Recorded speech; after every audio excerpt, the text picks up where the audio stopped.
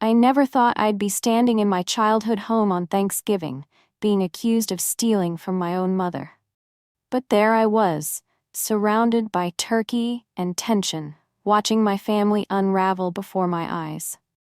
My name is Sarah Mitchell, and at 32, I built a good life for myself. After years of hard work, I'd become a forensic accountant at one of Boston's top firms. The irony of being accused of theft wasn't lost on me. I spent my days tracking down actual financial criminals. The day had started normally enough. I'd arrived early to help Mom with the turkey, just like every year. She'd been quieter than usual, but I'd attributed that to her recent health issues. At 65, she wasn't as energetic as she used to be, especially since Dad passed away 3 years ago. "The potatoes need more salt," Mom said, her first words since I'd arrived. Something was off in her tone, but I couldn't quite place it. My brother Mike arrived next with his wife Andrea, usually quick with a hug. Today he barely looked at me. Behind them came my younger sister Kate, clutching her phone like a lifeline. The tension in the room was thick enough to cut with a carving knife sitting unused on the counter. We managed to get through the appetizers in strained silence. It wasn't until Mom brought out the turkey that Mike finally exploded. "I can't do this anymore," he said, standing up so abruptly his chair scraped against the hardwood floor. "We need to talk about the money, Sarah." I set down my fork, confused. "What money?" "Don't play dumb," Kate chimed in, finally looking up from her phone. "We know what you did." $50,000, Mike said, his voice shaking with rage. "That's how much disappeared from Mom's account last month. The same month you helped her set up online banking." I felt the blood drain from my face. Last month, Mom had asked me to help her modernize her banking. She'd been nervous about online transactions, so I'd spent an entire Saturday walking her through the process. Now I understood why everyone had been acting so strange. "You think I stole from Mom?" I asked, my voice barely a whisper. "We don't think. We know," Mike said. "The money disappeared right after you got access to her accounts. Who else could it be?" Mom sat silently at the head of the table, tears rolling down her cheeks. The sight broke my heart. "Mom, you don't believe this, do you?" She wouldn't meet my eyes.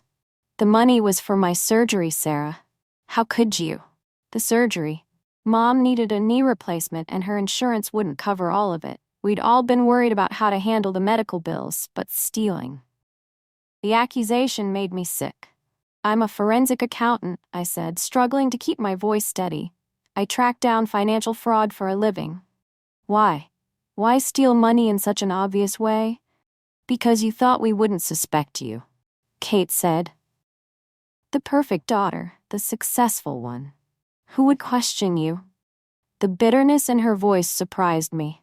Kate had always been the family rebel, changing majors 3 times before dropping out of college entirely. Now she worked at a local coffee shop and lived in Mom's basement. Had she always resented me this much? "Return the money," Mike demanded, "or you'll never see Mom again. We've already talked about getting a restraining order." That's when something clicked in my mind. Mike's new car, the one he bought last month.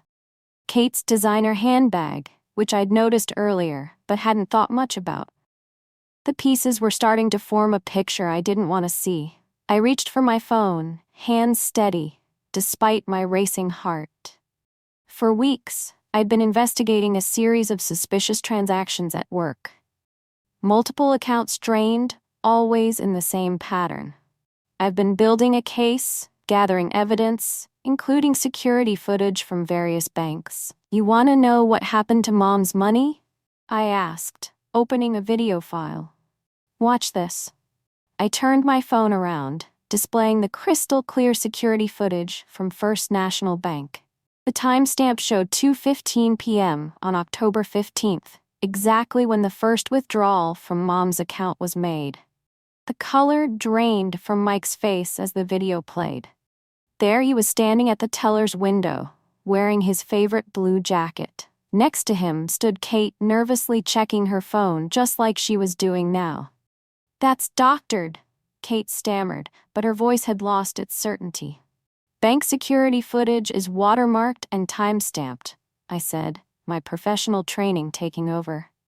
"It can't be altered without leaving traces. Would you like to see the withdrawal slips too? They're signed with a pretty good forgery of Mom's signature. Not perfect, though. The forensics team at my office spotted the discrepancies right away." Mom's head snapped up. "Mike? Kate? What is she talking about?" I didn't want to do this. Didn't want to shatter my mother's trust in her children, but they forced my hand. From my briefcase, I pulled out a folder, my personal copy of the investigation file. "The money was withdrawn in 3 transactions," I explained, laying out the documents. "First withdrawal October 15th, $20,000. Second, October 18th, $15,000. Final October 22nd, $15,000. Each time the same 2 people appear on the security footage." Mom picked up the bank statements with trembling hands. "But how did they get access to my account?" "Remember when you were in the hospital for your preliminary tests?" I asked gently. "Mike insisted on staying with you overnight. Your purse was in the hospital room the whole time." The pieces were falling into place now. Mike had gotten Mom's banking information during that hospital stay. He and Kate had waited until I helped Mom set up online banking, knowing I would be the obvious suspect when the money disappeared. "But why?" Mom whispered. Mike's face had turned an ugly shade of red. "The dealership was going to repossess my car," he blurted out. "I just needed enough to catch up on payments. Kate said we could borrow it and pay it back before anyone noticed." "Borrow it?" I repeated incredulously. "You stole Mom's surgery money and tried to frame me for it. That's not borrowing. That's fraud." "You always have to be perfect, don't you?" Kate spat. "The successful daughter, the one who made something of herself. Do you know what it's like living in your shadow? So you decided to steal from our mother and destroy my reputation." The hurt in my voice was palpable. "Did you even think about what this would do to her?" Andrea, Mike's wife, had been silent throughout this entire exchange. Now, she stood up, gathering her coat. "I can't be part of this," she said, her voice shaking. "Mike, I thought we were just coming to confront Sarah about missing money. You never told me you were the one who took it."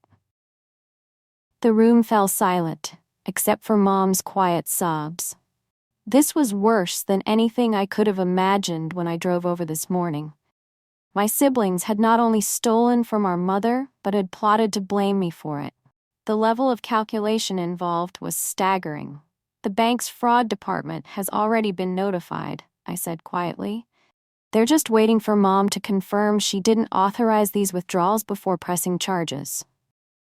"Charges?" Mike's face went from red to white. "You can't be serious. We're family." "Family doesn't steal from family," Mom said, her voice stronger now. "And family certainly doesn't try to frame family for theft." I reached across the table and took her hand. "I've already spoken to the hospital. They can reschedule your surgery for next month. I'll cover the costs." "You don't have to do that," Mom murmured. But I shook my head. "Yes, I do. Because that's what real family does.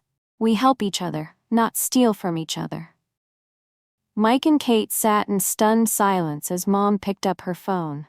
Her hands were shaking as she dialed the fraud department number I had given her weeks ago when I first discovered the suspicious transactions. As she reported the fraud, I looked at my siblings. Really looked at them. When had they changed so much? When had their jealousy and resentment grown so deep that they would do something like this? And how had I missed the signs?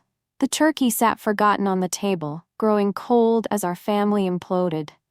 This would be a Thanksgiving none of us would ever forget, but not for the reasons any of us had expected. And it wasn't over yet. Not by a long shot. The next few days after Thanksgiving were a blur of police statements, bank meetings, and painful revelations. I took time off work to help Mom navigate the chaos my siblings had created. Each new discovery felt like another knife in my heart. Mom and I sat in her kitchen the morning after Thanksgiving, drinking coffee and trying to make sense of everything. The house felt eerily quiet without the usual holiday bustle. "I found these in Kate's room," Mom said, sliding a stack of credit card statements across the table. Her hands trembled slightly. "She's been opening cards in my name." I examined the statements, my professional training kicking in automatically. 6 different credit cards, all maxed out. Designer clothes, expensive restaurants, hotel stays. Kate had been living far beyond her barista salary. "Identity theft," I said quietly. "Mom, this is serious." "Combined with the bank fraud, they could go to jail, couldn't they?" Mom's voice cracked. "My own children." Before I could respond, my phone buzzed.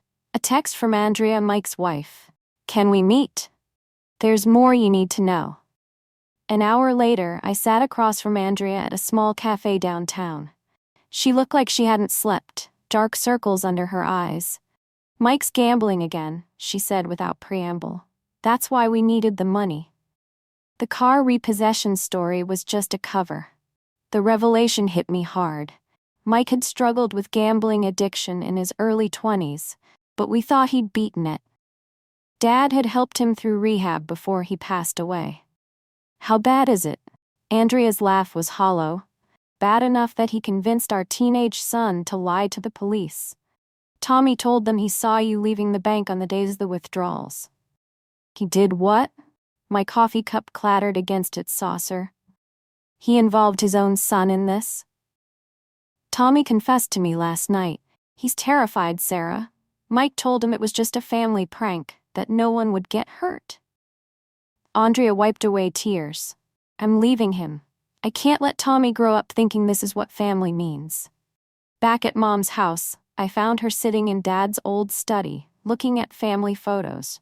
She held one from my college graduation. All of us smiling, Dad's arm around my shoulders, Mike and Kate flanking us. "Were there signs?" she asked, not looking up. "Did I miss something?" "We all missed it, Mom." I sat beside her, studying the photo. "We look so happy." "So Mama, they hid it well. Your father would be heartbroken." She set the photo down carefully. "He always said money shows people's true colors. I never thought he meant our own children." The doorbell rang, interrupting our conversation. Through the front window, I saw Kate standing on the porch, shifting nervously from foot to foot. "Don't open it," I advised, but Mom was already moving toward the door. Kate burst in the moment the door opened. "Mom, please, you have to drop the charges. They're saying it's felony fraud. I could lose everything." "You should have thought of that before stealing from me," Mom replied, her voice firmer than I'd ever heard it. I was desperate. Kate's mascara was smeared, her eyes red. "Do you know what it's like watching Sarah succeed at everything while I'm stuck making lattes? I just wanted a chance to get ahead."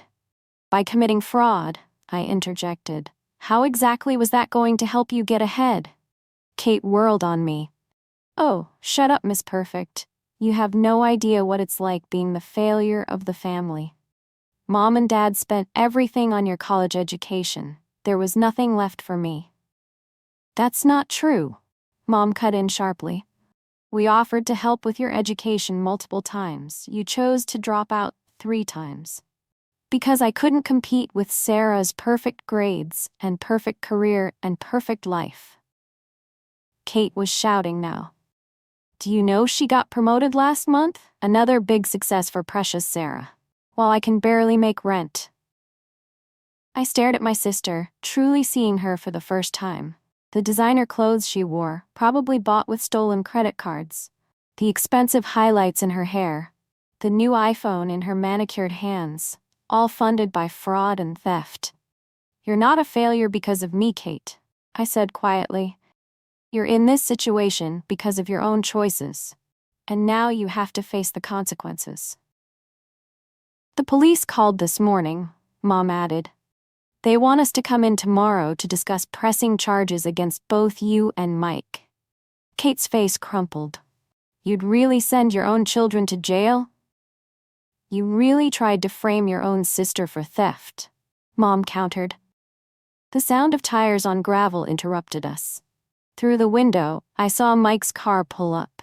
He got out looking disheveled, nothing like the polished financial advisor he pretended to be.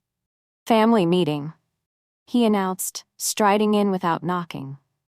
I have a proposal. You're not supposed to be here, I reminded him. The police were clear about that. He waved his hand dismissively. This is more important. Look, I have a plan to fix everything. Sarah, you make good money. If you just loan us enough to replace what we took, Mom can tell the bank it was all a misunderstanding. The audacity left me speechless. Mom, however, found her voice. Are you suggesting that Sarah should give you money to cover up your crime? It's not just about the money anymore, I added, finding my voice. You tried to frame me. You got Tommy to lie to the police. This isn't something you can just fix with a loan. Mike's confident facade cracked slightly. You don't understand. If this gets out, I'll lose my license. No one will trust me with their investments. My career will be over. Your career managing other people's money? I asked incredulously. Maybe it should be over, Mike. You stole from our mother. You're gambling again. You involved your son in a criminal conspiracy. Andrea told you. His face, she had no right. She had every right, I shot back. She's protecting her son, something you should have been doing. Kate, who had been uncharacteristically quiet, spoke up. Maybe Mike's right. If Sarah helps us pay it back. No, Mom cut her off. No more enabling, no more cover-ups. You both need to face what you've done. Mike's expression turned ugly. If you do this, if you press charges, we're done. You'll never see your grandchildren again. The threat hung in the air like poison. Mom's face went pale, but her voice remained steady. If that's your choice, Michael, but I won't let you blackmail me. Not with this, not anymore.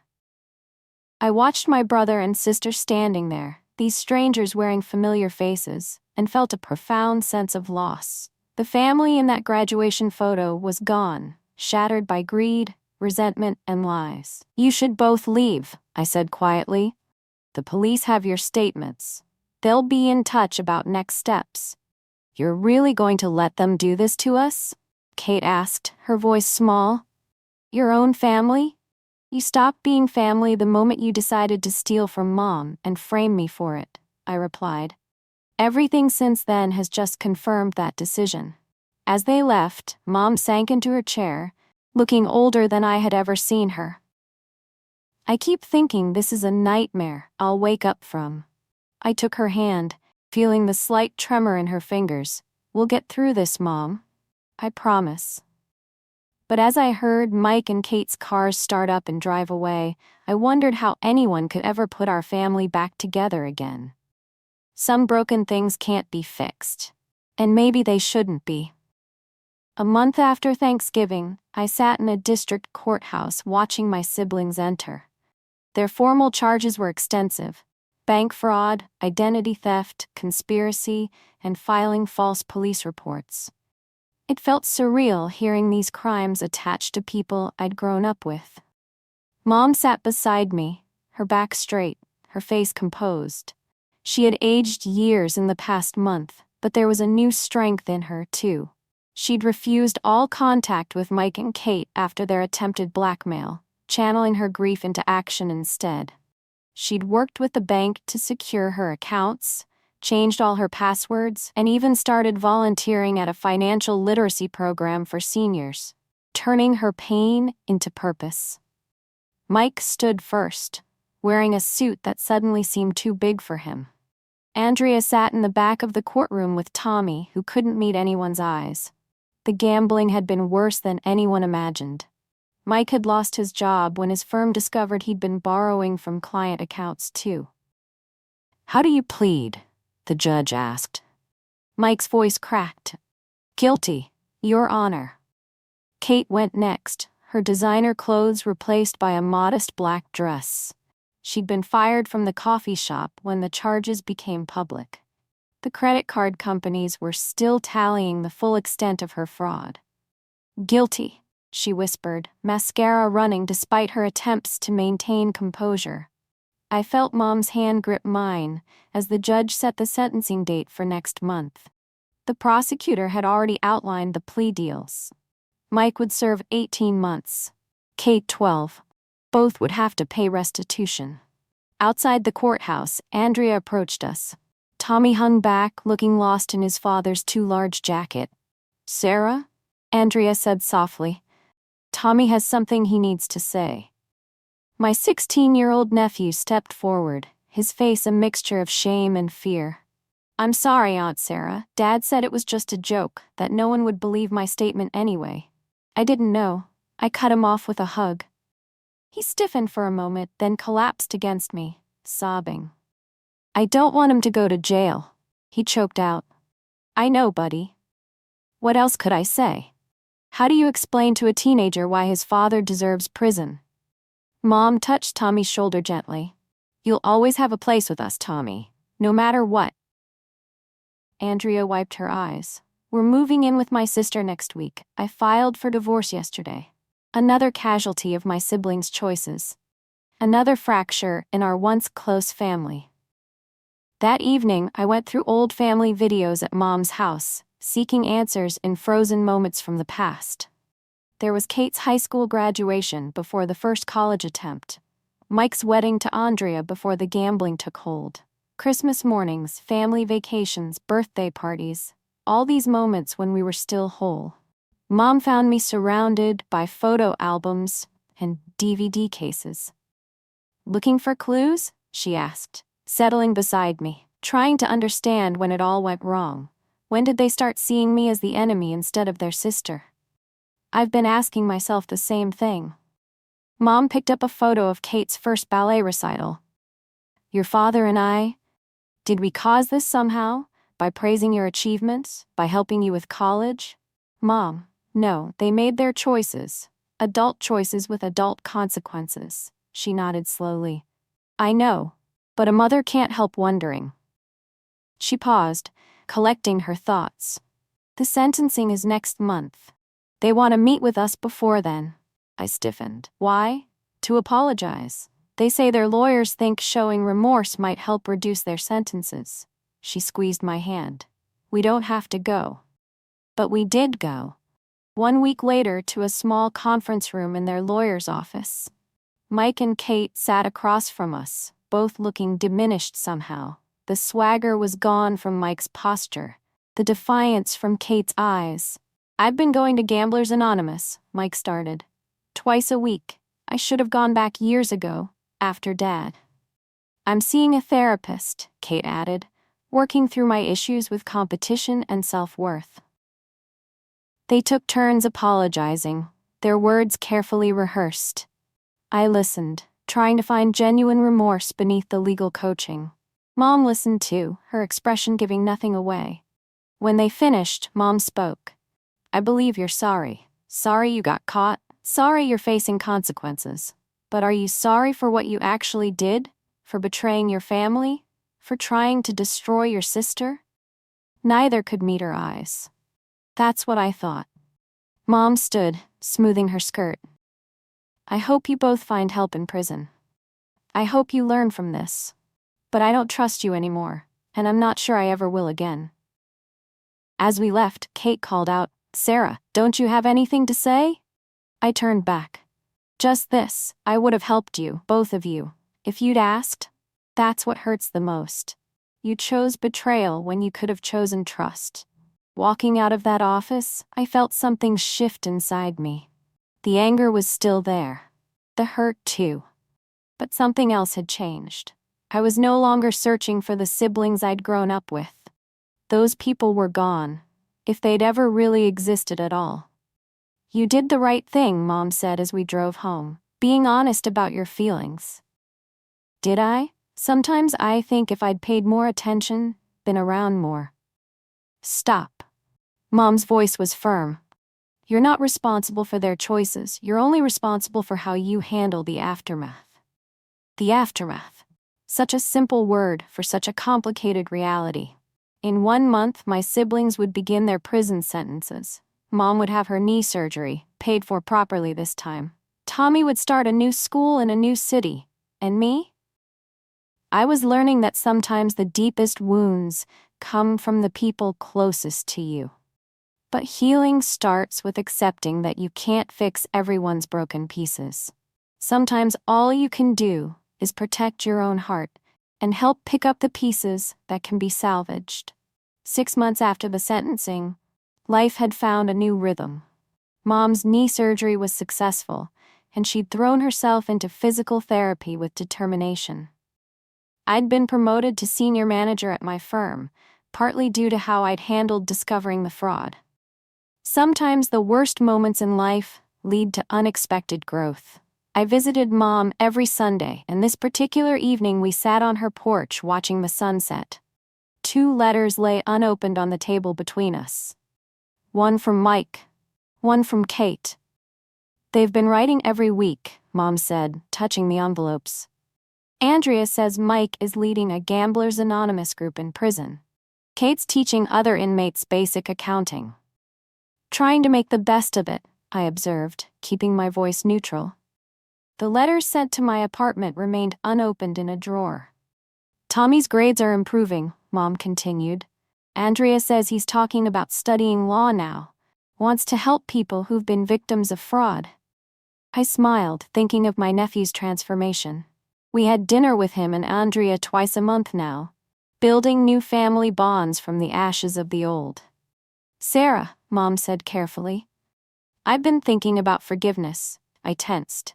Mom, not forgetting, she clarified. Never that, but carrying all this anger, it's heavy. She was right. The anger had become a constant companion, coloring everything: work, relationships, even casual interactions. Just last week, I'd ended a promising date early because he'd mentioned having siblings. The wall I'd built was protecting me, but it was also isolating me. I got a call from the victim restitution program, I said. Mike and Kate have both started making payments, small amounts but consistent. Mom nodded. Baby steps? Do you ever wonder if we did the right thing? Pressing charges? Every day, Mom admitted, but then I remember what their actions say about who they'd become. They needed this wake-up call, even if it hurt us all. I picked up Kate's letter, feeling its weight. I'm not ready to read these yet. That's okay, healing has its own timeline. We sat in comfortable silence as the sky turned purple and gold. Mom had started dating recently. Nothing serious, just coffee with a gentleman from her physical therapy group. Life was moving forward. I have something to tell you, I said. I've been offered a position, heading up a new fraud prevention program, teaching people how to protect themselves, their parents, their businesses. Mom's eyes lit up. You're going to help stop other families from going through what we did. That's the plan.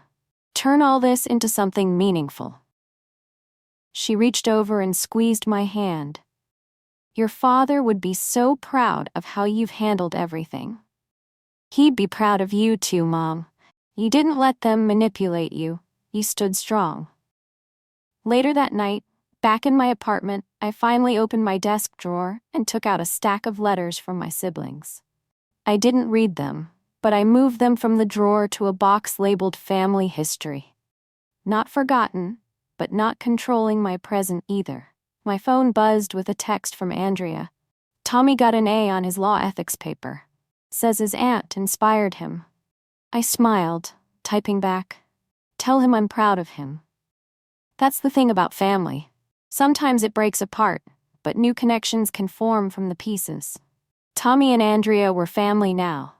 Chosen family, bound by truth rather than obligation. The last light of day faded outside my window as I sat down to work on my first fraud prevention presentation. The title slide read, Protecting Your Family's Financial Future. Below it, I added a subtitle, Because Love Shouldn't Cost You Everything. Mom was right about forgiveness. Not today, maybe not tomorrow, but someday. For now, I was focused on building something positive from our family's tragedy. After all, that's what survivors do. We take our darkest moments and turn them into light for others. Mike and Kate would be released eventually. They'd try to reconnect, to rebuild. When that day came, I would be stronger, wiser, and absolutely clear about my boundaries. Because I'd learned the hardest lesson of all.